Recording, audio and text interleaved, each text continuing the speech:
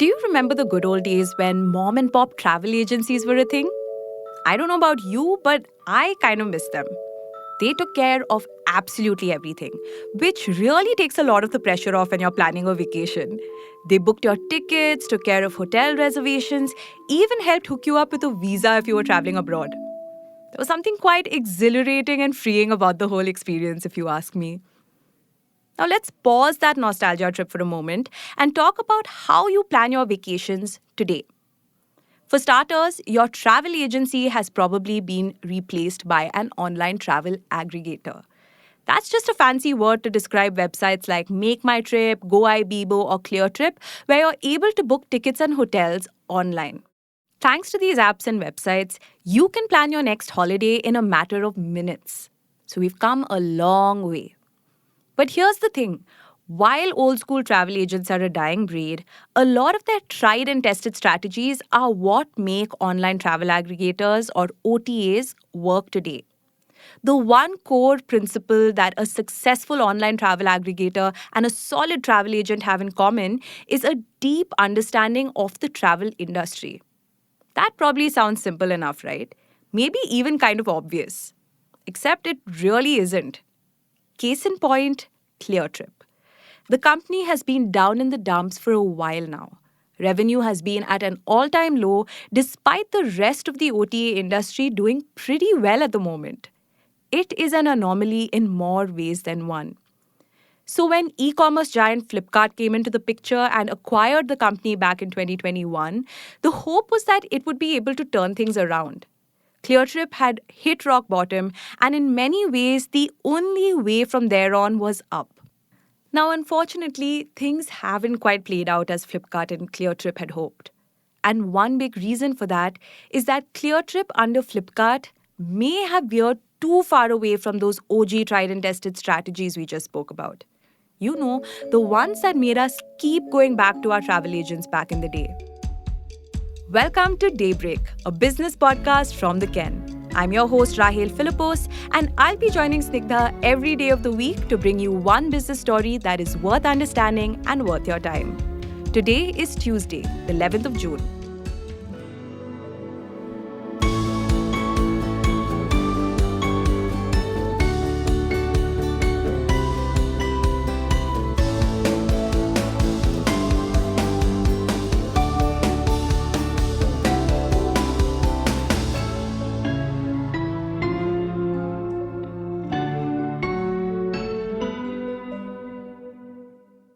Before the Flipkart acquisition, ClearTrip was in a make or break kind of situation. Business was bad, salaries had stagnated, and their workforce had shrunk by half. The final nail in the coffin was the pandemic.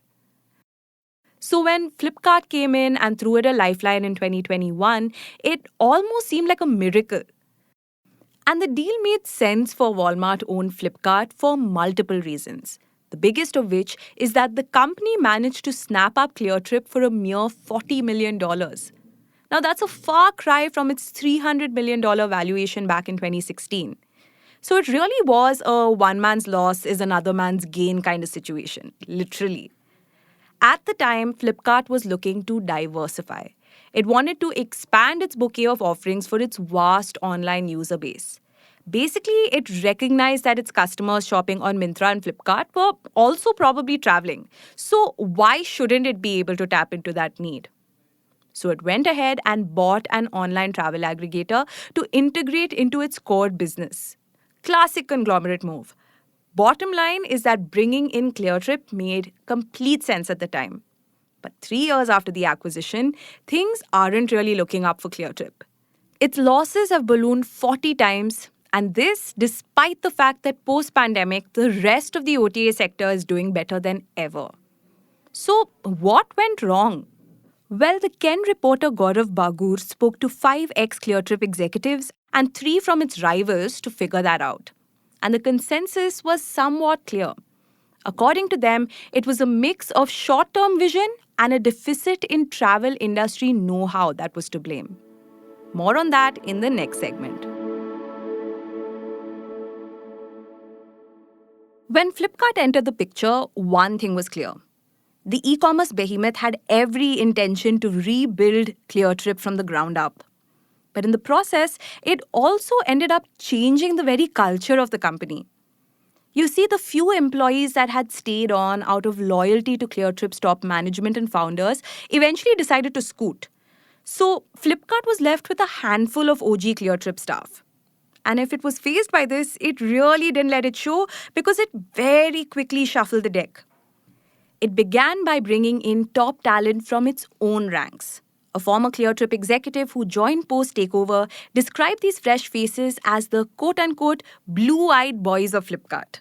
This included the likes of Ayyappan Rajgopal, who had made Flipkart a giant in online smartphone sales and also led Myntra as its chief business officer. Basically, a whole lot of top executives who had made some serious money moves for the company in the past. Okay, here's a bit of a spoiler. Many of them, including Ayyappan, eventually ended up leaving ClearTrip. But we'll get to that in a bit. For now, let's focus on what happened right after the acquisition. The hope was that these blue-eyed boys would come in, shake things up, and really turn things around for ClearTrip, which is exactly what they tried to do. They decided to go the Flipkart way and immediately implemented a hyper-growth playbook. What this meant was a combination of lofty employee targets and snazzy advertising campaigns to target audiences. This was the new normal for ClearTrip. And don't forget, this was also happening right after the pandemic. I'm sure you remember how travel had come to an absolute standstill during COVID. The travel industry was in the thick of it all. But failure was not an option for ClearTrip. It was the Flipkart way of doing things. One former ClearTrip executive said Flipkart wanted everything done faster. They had larger aspirations than ClearTrip ever had. You see, before Flipkart, ClearTrip's founders had belief in the magic of their product alone, assuming that customers would flock to it like moths to a flame. But while this approach cultivated a small but dedicated fan base, the broader ecosystem had stopped paying attention to it. Now, in stark contrast, under Flipkart's reign, ClearTrip adopted a ruthless strategy, even if it meant taking a financial hit. So it started offering features like flight insurance at 1 rupee. It gave customers the option to cancel bookings without penalty fees. And over and above all of that, there were all the discounts, deals, offers, and rewards. Sure, this seemed to have helped with sales a bit initially, but in the long run, it just doesn't work. Because the catch is, when the discounts stop, your users jump ship to another platform. Another unfortunate outcome was that ClearTrip became more and more reliant on airlines, which typically operate at really slim margins. Basically, there's not a lot of money to be made there. So, can ClearTrip turn things around? Well, more on that in the next segment. Not everyone blames Flipkart for the ClearTrip crisis. Like one ClearTrip executive pointed out, travel is just a really hard space to break into. It's complicated and it's competitive. Now, ClearTrip is up against a formidable rival in MakeMyTrip, which has methodically invested and built its empire over more than 2 decades. And if there's one takeaway from the MakeMyTrip success story, it's that travel is a long-term game. It takes a lot more than a flash-in-the-pan effort.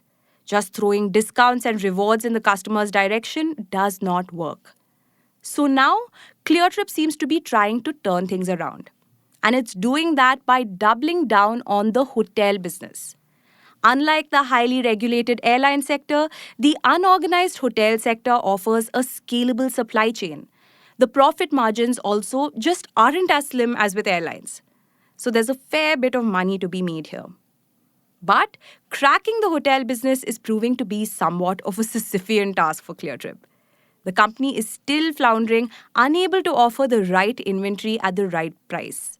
And the numbers back it up. Let me explain. So the hotel industry uses a metric called room nights. This basically means the number of rooms multiplied by the number of days booked.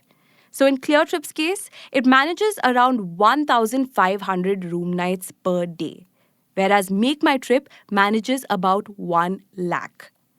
According to a former ClearTrip executive, this has to do with the fact that ClearTrip has never really had a strong association with hoteliers. Even before the Flipkart takeover, it's had a bit of a bad reputation. So even its plans to venture in the hotel space haven't been going too well. Okay, let's take a look at where things stand. To turn things around for ClearTrip, Flipkart is running it like just another e-commerce business, which doesn't really work in the travel business. Here you have to understand the industry, the ebbs, the flows, build relationships. Basically, all the things your travel agents once did while also innovating and coming up with better tech solutions. Yes, it's a tall order, but ClearTrip under Flipkart has little choice but to figure it out. And to make matters worse, a lot of its top leadership, including the blue-eyed boys it had initially brought in to turn ClearTrip around, are now on their way out. Earlier this year, ClearTrip CEO Ayyappan Rajgopal announced that he was leaving the company.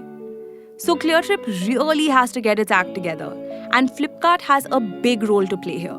For starters, it's time for it to realize that reviving the OTA means playing the long game, hiring travel experts and building strong industry ties, and not just relying on e-commerce style flashy ads and discounts. Daybreak is produced from the newsroom of The Ken, India's first subscriber-focused business news platform. What you're listening to is just a small sample of our subscriber-only offerings. A full subscription unlocks daily long-form feature stories, newsletters, and podcast extras. Head to theken.com and click on the red subscribe button on the top of the website. Today's episode was hosted by Rahil Philippos, produced by me, Snigdha Sharma, and edited by Rajiv CN.